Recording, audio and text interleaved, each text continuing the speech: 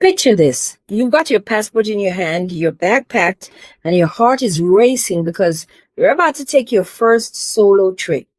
But then the doubts creep in. Am I really ready? What if I get lost? What if it costs way more than I planned? Do I have the budget for this? Will I be able to pull this off by myself? I have never traveled alone before. That's what you're thinking. Hold up.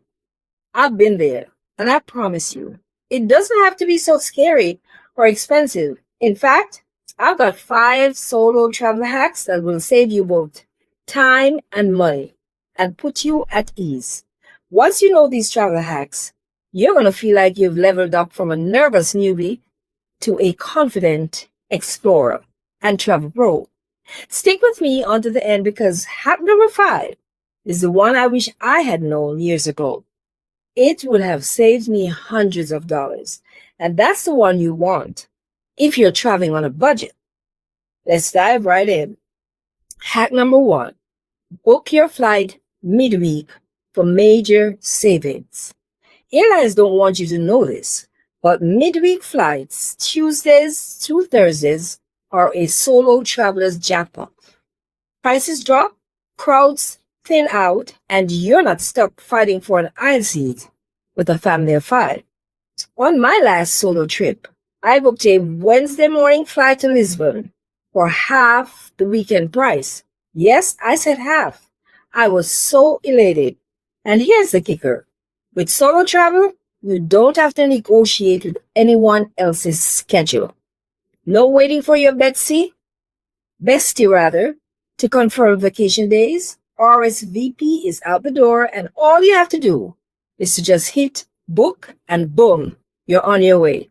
Hack number 2, the secret social safety network. Being alone doesn't mean that you have to be lonely. There are Facebook groups, Reddit threads, and entire apps like Meetup where solo travelers link up for tours, dinners, lunch, and day trips. I once joined a cooking class in Rome that I found through a solo travel group. And by the end of that night, I had 4 new friends from 3 different countries. That's the magic. You step off the plane alone, but you don't stay that way unless you want to. Hack number 3, act like a pro, which means carry on only. And before you roll your eyes at me and say, well, how can I do that?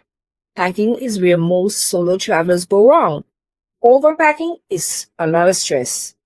No, don't do that. Carry on only is the way to go. But hear me out.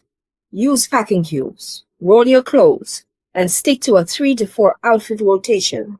Trust me, nobody in Paris cares if you wore the same outfit to visible. I even slip a little first aid kit and a portable charger in my carry-on. Because when you're traveling solo, you're your own backup plan. A light bag means light stress. Let me tell you, nothing screams rookie solo traveler louder than dragging a giant suitcase up a cobblestone street at midnight. I learned that the hard way in Florence, sweating buckets while locals zipped past me with chic little backpacks. By the time I reached my Airbnb, I swore I never overpack again. Here's the truth. You don't need 3 pairs of jeans, 5 pairs of shoes, and half your closet. When you're traveling solo, you're the one carrying it all. That means every unnecessary sweater becomes a burden you regret. The hack? Stick to versatile basics that you can mix and match. And pack travel-sized everything. You thank yourself when you can actually sprint to catch a train without feeling like you're dragging an anchor. And here's a pro move. Invest in packing cubes. I have links in the description. They're not just about neatness. They give you a sense of control when everything else on the road feels unpredictable. Trust me, when the TSA makes you crack open your bag, you look like a seasoned travel pro instead of a hot mess with socks flying everywhere. Hack number 4, flexible stays save you. Here's the underrated hack. Always book accommodations with free cancellation. Plans can change when you're going solo. Maybe you meet people and want to join them in another city. Or maybe that hostel doesn't feel safe when you arrive and you want to make changes. With flexible bookings, you can pivot without losing your money.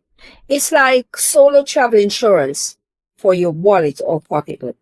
By the way, if you're nodding along right now thinking, yes, I need this kind of backup plan, don't even think about taking your first trip without my solo travel survival guide that I created just for you. It's not just a checklist or a boring ebook. It's a full set of 8 video guides. Yes, videos with me on camera where I walk you through how to plan your first solo trip from scratch, packing hacks that keep you safe and light, what to expect when you land in a foreign country alone, solo safety strategies, and how to avoid common scams. Picking the right country for your style. Handling emergencies like lost passports or missed flights or even canceled flights.